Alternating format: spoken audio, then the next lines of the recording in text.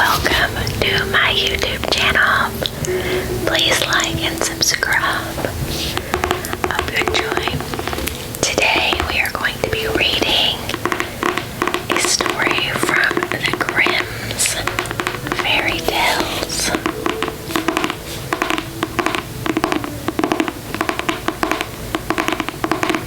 This is going to be a series that I'm doing called Once Upon a Wednesday, and I will be telling you a story, reading you a book, or possibly doing a true crime. But there's going to be stories involved, and this is the first installment, and we're reading a fairy tale. We're going to start in order and just read the very first one, and it is called Hans and Luck. Okay. Hans had served his master 7 years, and at last said to him, "Master, my time is up. I should like to go home and see my mother." And the master said, "You have been a faithful and good servant, so your pay shall be handsome." Then he gave him a piece of silver that was as big as his head. Hans took out his pocket handkerchief, put the piece of silver into it, threw it over his shoulder, and jogged off homeward. As he went lazily on, dragging one foot after another, a man came in sight, trotting along gaily on a capital horse. "Ah," said Hans aloud, "what a fine thing it is to ride on horseback. There he sits as if he was at home in his chair. He trips against snowstones, spares his shoes, and yet gets on he hardly knows how." The horseman heard this and said, "Well, Hans, why do you go on foot then?" "Ah," said he, "I have this load to carry. To be sure, it is silver, but it is so heavy that I can't hold up my head, and it hurts my shoulder so sadly. What do you say to changing?" said the horseman. "I will give you my horse, and you shall give me the silver with all my heart," said Hans. "But I tell you one thing, you'll have a weary task to drag it along." The horseman cut off, took the silver, helped Hans up, gave him the bridle into his hand, and said, "When you want to go very fast, you must smack your lips loud and cry, 'Chip.'" Hans was delighted as he sat on the horse and rode merrily on. After a time, he thought he should like to go a little faster, so he smacked his lips and cried, "Chip." Away went the horse full gallop, and before Hans knew what he was about, he was thrown off and lay in a ditch by the roadside, and his horse would have run off if a shepherd who was coming by driving a cow had not stopped it. Hans soon came to him and got up on his legs again. He was sadly vexed and said to the shepherd, "This riding is no joke. What a man gets on a beast like this that stumbles and flings him off as if he could break his neck. However, I'm off now, once for all. I like your cow a great deal better. One can walk along at one's leisure behind her, and have milk, butter, and cheese every day into the bargain. What would I give to have such a cow?" "Well," said the shepherd, "if you are so fond of her, I will change my cow for your horse." "Done," said Hans merrily. The shepherd jumped up on the horse, and away he rode. Hans drove off with his cow quietly, and thought his bargain a very lucky one. "If I have only a piece of bread, and I certainly shall be able to get that, I can, however I like, eat my butter and cheese with it, and when I am thirsty, I can milk my cow and drink the milk. What can I wish for more?" When he came to an inn, he halted, ate up all his bread, and gave away his last penny for a glass of beer. Then he drove his cow towards his mother's neighbor's village. And the heat grew greater as no one came on, till at last he found himself on a wide heath that would take him more than an hour to cross, and if he had to be so hot and parched that his tongue clave to the roof of his mouth. I can find a cure for this, thought he. Now will I milk my cow and quench my thirst. So he tied her to the stump of a tree and held it his leathern cap to milk into, but not a drop was to be had. While he was trying his luck and managing the matter very clumsily, the uneasy beast gave him a kick on the head that knocked him down, and there he lay a long while senseless. Luckily, a butcher soon came by driving a pig in a wheelbarrow. "What is the matter with you?" said the butcher as he helped him up. Hans told him what had happened, and the butcher gave him a flask, saying, "There, drink and refresh yourself. Your cow will give you no milk. She is an old beast, good for nothing but a slaughterhouse." "Alas, alas," said Hans, "who would have thought it? If I kill her, what will she be good for? I hate cow beef. It is not tender enough for me. If it were a pig, now, one could do something with it. It would, at any rate, make some sausages." "Well," said the butcher, "to please you, I'll change. I'll give you the pig for the cow."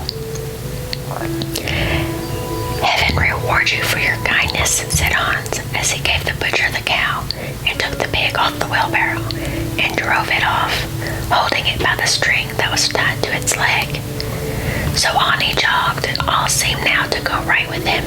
He had met some misfortunes, to be sure, but he was now well repaid for all. The next person he met was a countryman, carrying a fine white goose under his arm. The countryman stopped to ask what was o'clock, and Hans told him all his luck, and how he had made so many good bargains. The countryman said he was going to make the goose a christening. "Feel," said he, "how heavy it is, and yet it is only 8 weeks old. Whoever roasts and eats it may cut plenty of fat off of it. It has lived so well." "You're right," said Hans as he weighed it in his hand, "but my pig is no trifle." Meantime, the countryman began to look grave and shook his head. "Hark ye," he said, "my good friend, your pig may get you into a scrap in the village. I just come from the squire has a pig stolen out of his sty. I was dreadfully afraid when I saw you that you had got the squire's pig. It will be a bad job if they catch you. The least you'll do will be thrown into the horse pond." Poor Hans was sadly frightened. "Good man," cried he, "pray get me out of this scrape. You know this country better than I. Take my pig and give me the goose." "I ought to have something into the bargain," said the countryman. "However, I will not bear hard upon you, as you are in trouble." Then he took the string in his hand and drove off the pig by a side path, while Hans went on the way homeward free from care. "After all," thought he, "I have the best bargain. First there will be a capital roast. Then the fat will find me in goose grease for 6 months. Then there are all the beautiful white feathers. I will put them into my pillow, and then I shall sleep soundly without rocking. How happy my mother will be." As he came to the last village, he saw a scissor grinder with his wheel working away and singing, "O'er the hill and o'er dale so happy I roam, work light and live well as the world is my home. Who is blithe so merry as I?" Hans stood looking for a while, and at last said, "You must be well off, Master Grinder. You seem so happy at your work." "Yes," said the other, "mine is a golden trade. A good grinder never puts his hand in his pocket without finding money in it." "But where did you get that beautiful goose?" "I did not buy it, but changed a pig for it."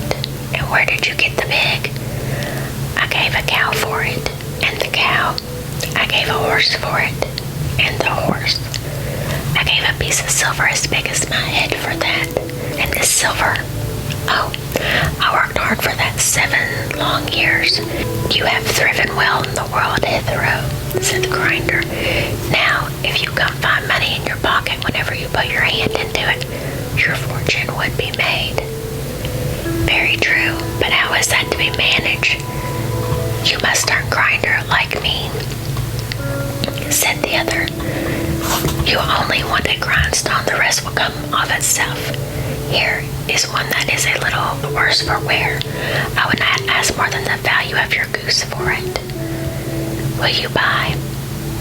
How can you ask such a question? Replied Hans. I should be the happiest man in the world if I could have money whenever I put my hand in my pocket. What would I want more? There's the goose. Now, said the grinder, as he gave him a common rough stone that lay by his side, this is the most capital stone. Do but manage it cleverly, and you can make an old nail cut with it. Hans took the stone and went off with a light heart. His eyes sparkled for joy, and he said to himself, I must have been born in a lucky hour. Everything that I want or wish for comes to me itself.